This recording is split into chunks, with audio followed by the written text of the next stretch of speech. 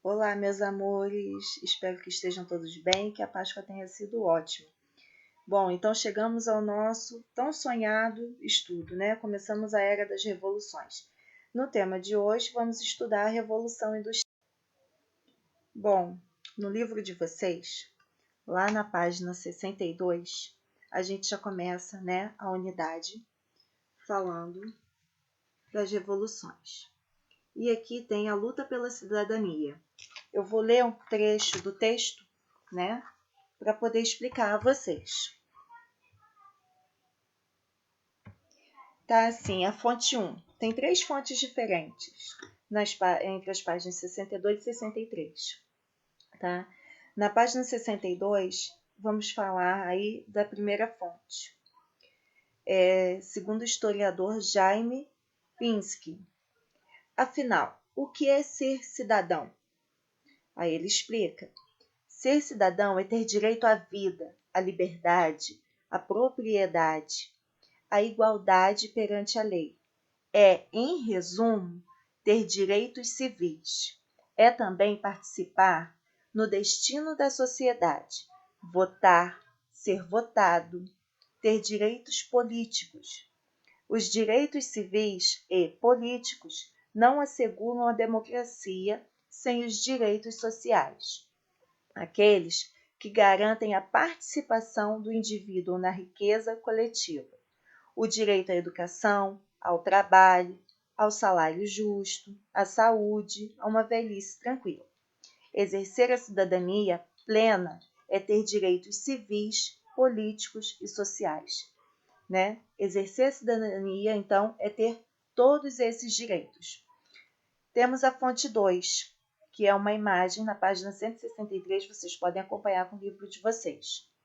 Né? Na fonte 2 está assim: egípcios comemoram em praça pública, em 25 de fevereiro de 2011, a vitória popular, após uma gigantesca onda de protestos populares no Cairo, a capital que durou semanas. O ditador Hosni Mubarak foi obrigado a renunciar.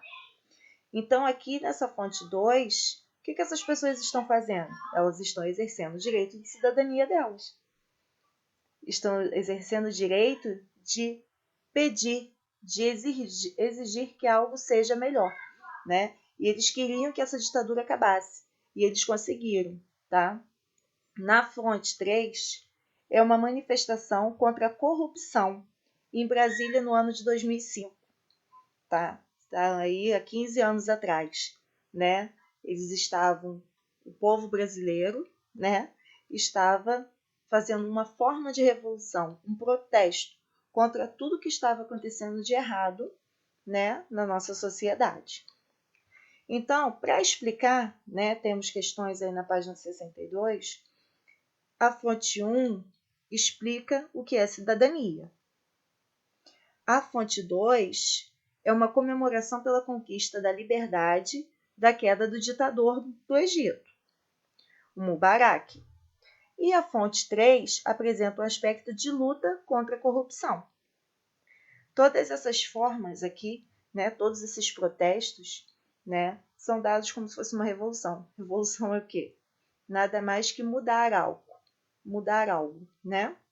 Então, nessas imagens, eu quero que vocês observem, releiam o texto, prestem bastante atenção, tá? Porque esse aqui, o que é cidadania, é muito importante.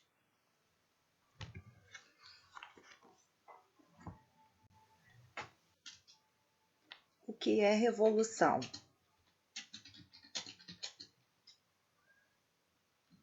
Toda vez que você ouvir a palavra revolução, pense sempre em mudanças que afetam a vida de milhares ou mesmo de milhões de pessoas.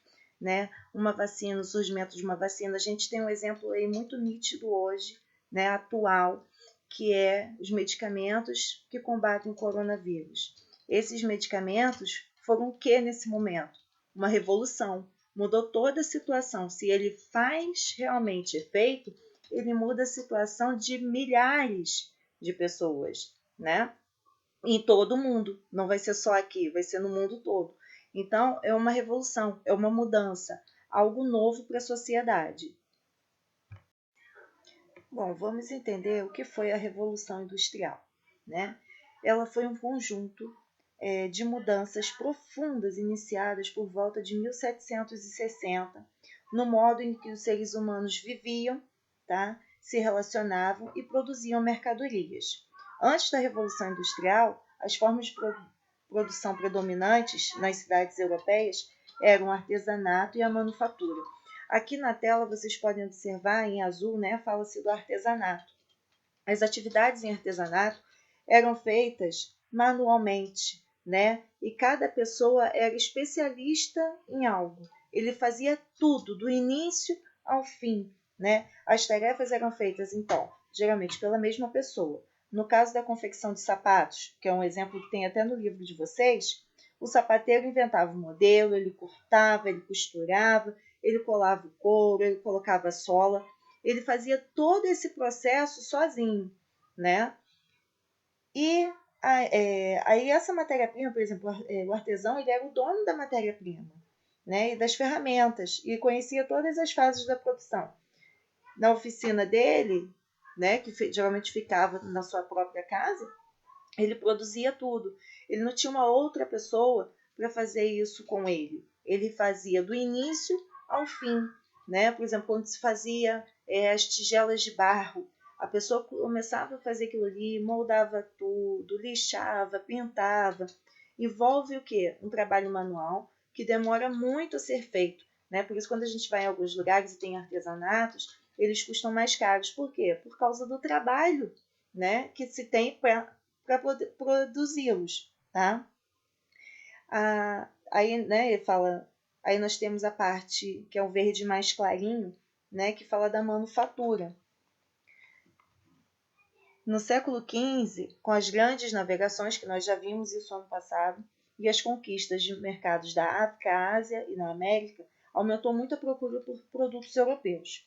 Muitos negociantes europeus passaram, então, a reunir trabalhadores em grandes oficinas e oferecer-lhes a matéria-prima e uma remuneração pelo serviço realizado. Essa forma de produção é chamada de manufatura. Nela, a oficina e as ferramentas pertencem ao capitalista, a quem põe e injeta o dinheiro, tá? E ocorre uma divisão do trabalho. Cada trabalhador realiza uma parte do trabalho. Aí a gente volta lá naquele filme de Charlie Chaplin, Tempos Modernos, né? Aquela fábricazinha, e cada um tinha uma função dentro da fábrica. Nesse período aqui, né, os capitalistas eram quem tinha dinheiro, eles colocavam essas pessoas todas para trabalhar no local e dividia as tarefas, né? Ele dava a matéria-prima, dava as ferramentas e cada um ficava encarregado de fazer algo. Por exemplo, na própria produção do sapato, né? Um ia fazer os modelos, o outro ia cortar, o outro ia costurar, o outro ia colar a sola. Então, eles dividiam. Então, isso aí é a manufatura, tá? Nós temos também a maquinofatura. Depois, com a criação das máquinas industriais, ocorreram mudanças profundas. Cada uma dessas máquinas substituiu diversas ferramentas e passou a realizar o trabalho de várias pessoas. As pessoas foram deixando de trabalhar em casa ou em oficinas e passaram a trabalhar em fábricas para um patrão em troca de salário. Essa nova forma de produção recebeu o nome de maquinofatura, né? O trabalho manual aí, né, do artesão, ele começou a ser substituído pelas máquinas. Então, essas máquinas produziam muito mais e também substituía várias mãos de obras, né? Ele precisava de menos funcionários para trabalhar porque ele tinha máquina. O que essas pessoas fazem? Elas precisam ganhar dinheiro. Então, produzindo sozinha em casa, nas suas oficinas, eles não conseguiam mais ter tanto lucro. O que eles fazem? Eles começam a trabalhar, né? Em troca de um salário, que na época não era nada muito grandioso, tá? Pelo contrário, eles trabalhavam muitas horas e recebiam muito pouco. Mas tinha uma maior divisão de trabalho e eles aí, né, faziam as suas tarefas, utilizavam as máquinas, né, eles aprendiam a usar essas máquinas e aí começa uma nova forma de trabalho. começa-se aí a Revolução Industrial, que está evoluindo com as máquinas.